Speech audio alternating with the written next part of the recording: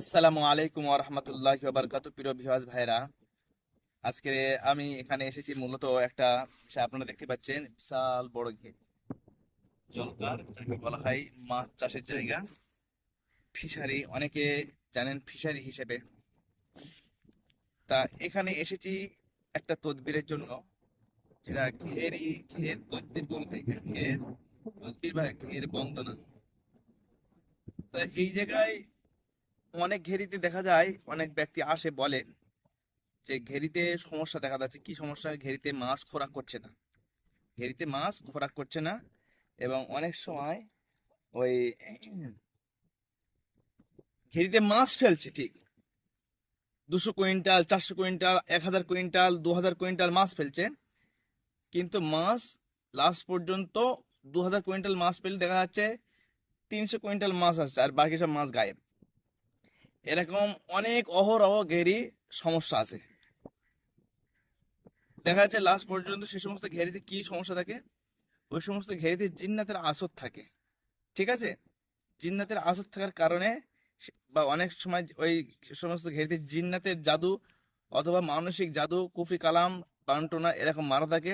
তার কারণে ওই সমস্ত ঘেরিতে লোকসান দেখা যায় এবং মাছ সঠিকভাবে পাওয়া যায় না।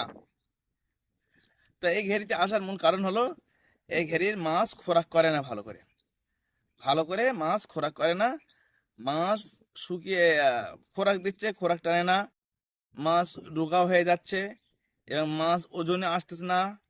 হ্যাঁ, ওষুধপালা সব কিছু দিচ্ছে, কিন্তু লাস্ট পর্যন্ত দেখা যাচ্ছে এই ঘেরিতে জিন্নাতের আসর আছে, সঙ্গে জিন্নাত চালানকৃত করে জিন্নাতের জাদু করা আছে।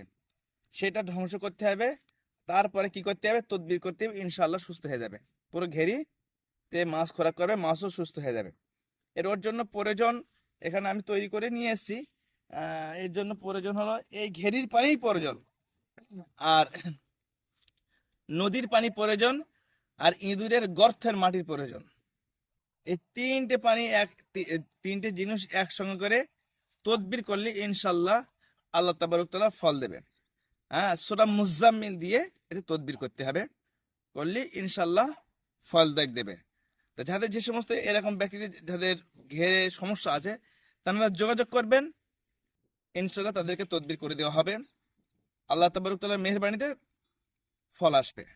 দোয়া করবেন। আসসালামু আলাইকুম ওয়া রাহমাতুল্লাহি ওয়া বারাকাতুহু।